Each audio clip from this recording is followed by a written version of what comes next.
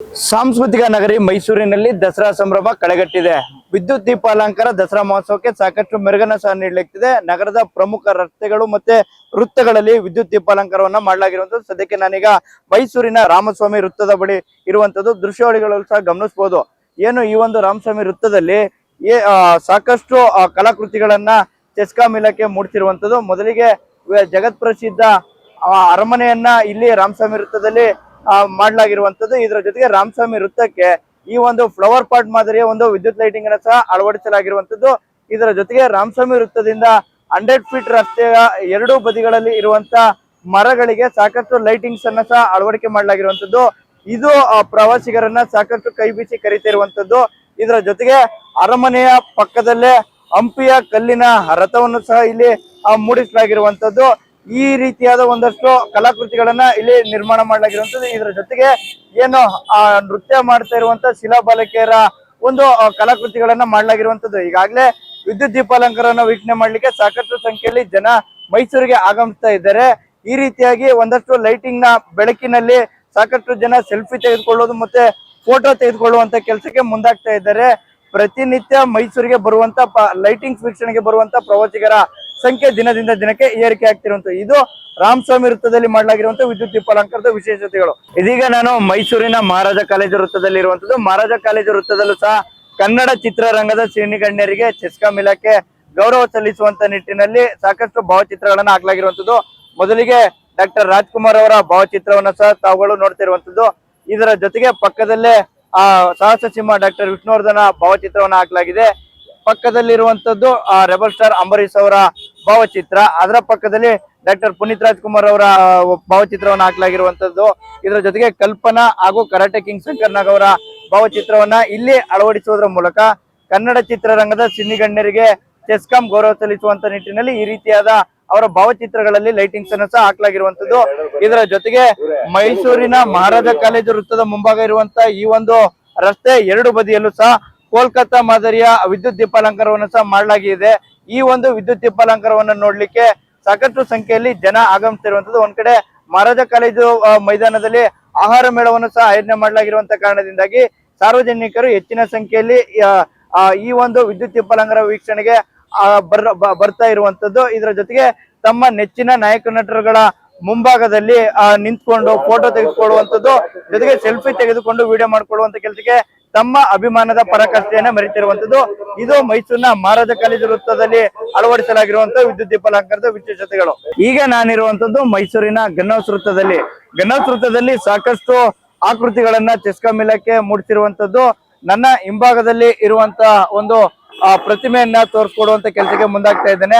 4ನೇ ಕೃಷ್ಣರಾಜ ಒಡೆಯರ್ ಅವರು, ಜೊತೆಗೆ ಅವರು 1884ರಿಂದ 1940 ತನಕ ಆಳ್ವಿಕೆ ನಡೆಸಿದಂತ ಇಸ್ವಿಯನ್ನು ಇಲ್ಲಿ ಚೆಸ್ಕಾಂ ಇಲಾಖೆ ತಿಳಿಸ್ಕೊಡುವಂತ ಕೆಲಸಕ್ಕೆ ಮುಂದಾಗಿದೆ. ಇದರ ಜೊತೆಗೆ ಜಯಚಾಮರಾಜೇಂದ್ರ ಒಡೆಯರ್ ಅವರನ್ನ ಪ್ರತಿಮೆಯನ್ನ ಇಲ್ಲಿ ನಿರ್ಮಾಣ ಮಾಡಲಾಗಿರುವಂತದ್ದು. ಅದರ ಕೆಳಭಾಗದಲ್ಲಿ 1919ರಿಂದ 1974ರವರೆಗೆ ಜಯಚಾಮರಾಜೇಂದ್ರ ಒಡೆಯರ್ ಅವರು ಆಳ್ವಿಕೆಯನ್ನ ಮಾಡಿದಂತ ಇಸ್ವಿಯನ್ನ ತೋರಿಸ್ಕೊಡುವಂತ ಕೆಲಸಕ್ಕೆ ಚೆಸ್ಕಾಂ ಇಲಾಖೆ ಮುಂದಾಗಿದೆ. ಇದರ ಜೊತೆಗೆ ಭಾರತದ ಸಂವಿಧಾನ ಪೀಠಿಕೆಯನ್ನು ಸಹ ಗಮನಿಸಬಹುದು. ಭಾರತದ ಪ್ರಜೆಗಳಾದ ನಾವು ಅನ್ನುವಂತ ವರ್ಡಿಂಗ್ಸ್ ಅನ್ನು ಇರುವಂತದ್ದು. ಭಾರತದ ಸಂವಿಧಾನ ಪೀಠಿಕೆಯಲ್ಲಿ ಯಾವ ರೀತಿಯಾದ ಅಕ್ಷರಗಳಿದೆ ಆ ಒಂದು ಅಕ್ಷರಗಳಿಗೂ ಸದ್ಯಕ್ಕೆ ವಿದ್ಯುತ್ ದೀಪಾಲಂಕಾರವನ್ನ ಅಳವಡಿಕೆ ಮಾಡಲಾಗಿದೆ.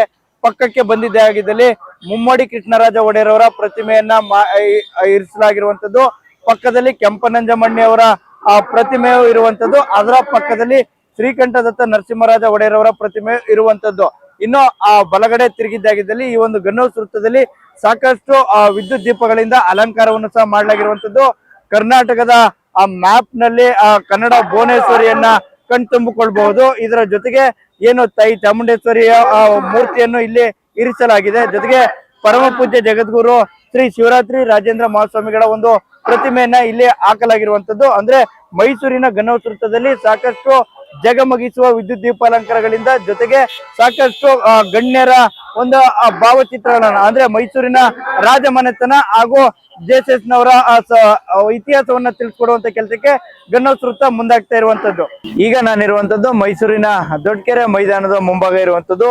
ನನ್ನ ಹಿಂಬದಿಯಲ್ಲಿ ಗಮನಿಸಬಹುದು ಏನು ತ್ರಿವರ್ಣ ಧ್ವಜವನ್ನ ಇಲ್ಲಿ ಪ್ರದರ್ಶನ ಮಾಡಲಾಗ್ತಿರುವಂತದ್ದು. ಅಂದ್ರೆ ಲೈಟಿಂಗ್ಸ್ ನಲ್ಲಿ ಕೇಸರಿ, ಬಿಳಿ, ಹಸಿರು ಮತ್ತೆ ಅಶೋಕ ಚಕ್ರ ತಿರುಗ್ತಾ ಇರುವಂತ ಮಾದರಿಯಲ್ಲಿ ಲೈಟಿಂಗ್ಸ್ ಅನ್ನ ಅಲಂಕಾರ ಮಾಡಲಾಗಿರುವಂತದ್ದು. ಈ ಒಂದು ಆ ಲೈಟಿಂಗ್ಸ್ ಅನ್ನ ವೀಕ್ಷಣೆ ಮಾಡ್ಲಿಕ್ಕೆ ಸಾಕಷ್ಟು ಸಂಖ್ಯೆಯಲ್ಲಿ ಜನ ಆಗಮಿಸ್ತಿರುವಂತದ್ದು.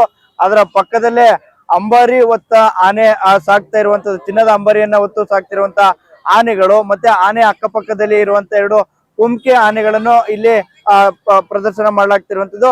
ಇದರ ಜೊತೆಗೆ ಸರ್ಕಾರದ ಗ್ಯಾರಂಟಿ ಯೋಜನೆಗಳಾದಂತ ಗೃಹಲಕ್ಷ್ಮಿ, ಶಕ್ತಿ ಯೋಜನೆ, ಯುವ ನಿಧಿ, ಅನ್ನಭಾಗ್ಯ ಮತ್ತು ಗೃಹ ಜ್ಯೋತಿ ಯೋಜನೆಗಳನ್ನ ಇಲ್ಲಿ ಪ್ರದರ್ಶನ ಮಾಡಲಾಗ್ತಿರುವಂತದ್ದು.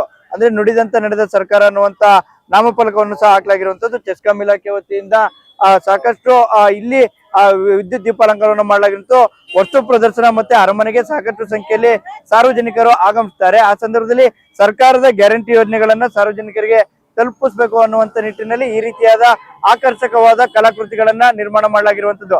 ಈಗ ನಾನಿರುವಂತದ್ದು ಮೈಸೂರಿನ ಆರ್ಡಿಂಗ್ ವೃತ್ತದಲ್ಲಿ. ಆರ್ಡಿಂಗ್ ವೃತ್ತದಲ್ಲೂ ಸಹ ದೃಶ್ಯಾವಳಿಗಳಲ್ಲಿ ಗಮನಿಸಬಹುದು. ಏನು ಜಯಚಾಮರಾಜ ಒಡೆಯರ್ ಅವರ ಪ್ರತಿಮೆ ಇರುವಂತ ಈ ಒಂದು ಆರ್ಡಿಂಗ್ ವೃತ್ತದಲ್ಲಿ ಸಾಕಷ್ಟು ಜಗಮಗಿಸುವ ವಿದ್ಯುತ್ ದೀಪಾಲಂಕಾರವನ್ನ ಕಣ್ತುಂಬಿಕೊಳ್ಳಿಕ್ಕೆ ಸಾರ್ವಜನಿಕರು ಆಗಮಿಸ್ತಾ ಇದ್ದಾರೆ. ಜಯಚಾಮರಾಜ ಒಡೆಯರ್ ಅವರ ವೃತ್ತದ ಸುತ್ತ ಈಗಾಗಲೇ ಸಾಕಷ್ಟು ಲೈಟಿಂಗ್ಸ್ ಗಳನ್ನ ಅಳವಡಿಕೆ ಮಾಡಲಾಗಿರುವಂತದ್ದು. ಜೊತೆಗೆ ಗೋಪುರದಲ್ಲೂ ಸಹ ಅತ್ಯಾಕರ್ಷಕವಾದಂತ ದೀಪಗಳಿಂದ ಅಲಂಕಾರ ಮಾಡಲಾಗಿರುವಂತದ್ದು. ಇನ್ನು ಗೋಪುರದ ಸುತ್ತ ಉಯ್ಯಾಲೆಯಂತಿರುವಂತ ಲೈಟಿಂಗ್ಸ್ ಗಳನ್ನ ಅಳವಡಿಕೆ ಮಾಡಿರುವಂತದ್ದು. ಈ ರೀತಿಯಾದ ಲೈಟಿಂಗ್ಸ್ ಗಳಿಂದ ಈ ಒಂದು ವೃತ್ತದ ಅಂದವನ್ನ ಹೆಚ್ಚಿಸುವಂತ ಕೆಲಸಕ್ಕೆ ಚೆಸ್ಕಾಂ ಇಲಾಖೆ ಮುಂದಾಗ್ತಿರುವಂತದ್ದು. ಇದರ ಜೊತೆಗೆ ಬುರ್ಜ್ ಖಲೀಫಾವನ್ನು ಸಹ ಗಮನಿಸಬಹುದು. ಆ ಬುರ್ಜ್ ಖಲೀಫಾದಲ್ಲಿ ಕೇಸರಿ, ಬಿಳಿ, ಹಸಿರು ಭಾರತದ ತ್ರಿವರ್ಣ ಧ್ವಜದ ಒಂದು ಬಣ್ಣವನ್ನ ಅಲ್ಲಿ ಲೈಟಿಂಗ್ಸ್ ನಲ್ಲಿ ಅಳವಡಿಸಲಾಗಿರುವಂತದ್ದು. ಅದರ ಪಕ್ಕಕ್ಕೆ ಬಂದಿದೆ ಆಗಿದ್ದಲ್ಲಿ ಚಾಮುಂಡೇಶ್ವರಿ ವಿದ್ಯುತ್ ಸರಬರಾಜು ನಿಗಮ ಇಲಾಖೆ ವತಿಯ ನಾಮಫಲಕವನ್ನ ಅಲ್ಲಿ ಮಾಡಲಾಗಿರುವಂತದ್ದು. ಇನ್ನು ಮಹಾಭಾರತದ ರಥವನ್ನ ಇಲ್ಲಿ ಸಾರ್ವಜನಿಕರು ಕಣ್ತುಂಬಿಕೊಳ್ಳಬಹುದು. ಇದರ ಜೊತೆಗೆ ಹಂಪಿಯ ಕಲ್ಲಿನ ರಥವನ್ನ ಇಲ್ಲಿ ನಿರ್ಮಾಣ ಮಾಡಲಾಗಿರುವಂತದ್ದು.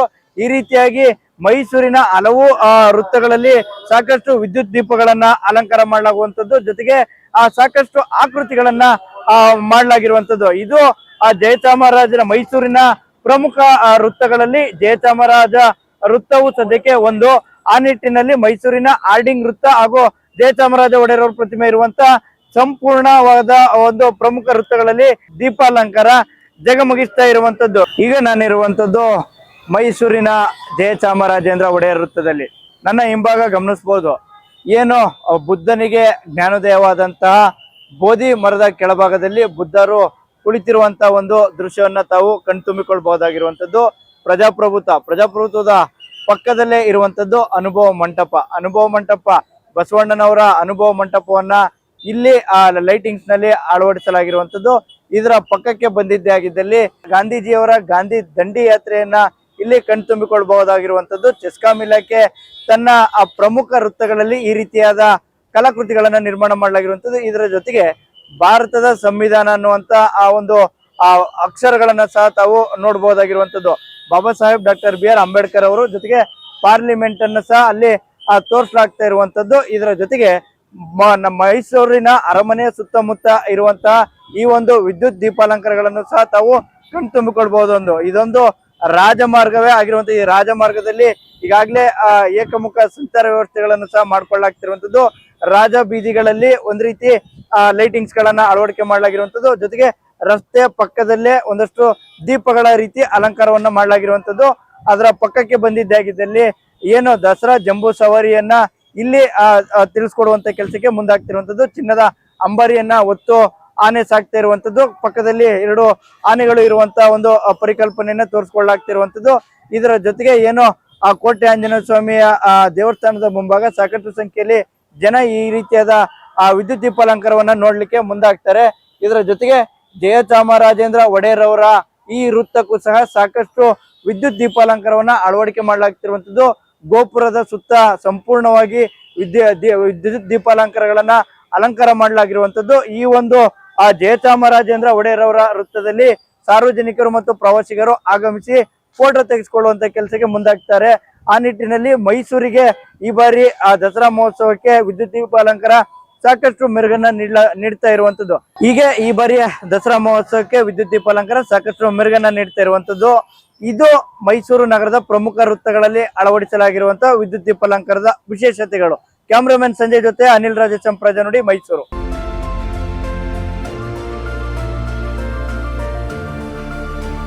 ನೈಜ ಸುದ್ದಿಗಾಗಿ ನೋಡ್ತಾ ಇರಿ ಕನ್ನಡಿಗರ ಪ್ರಜಾನುಡಿ ದಿನಪತ್ರಿಕೆ.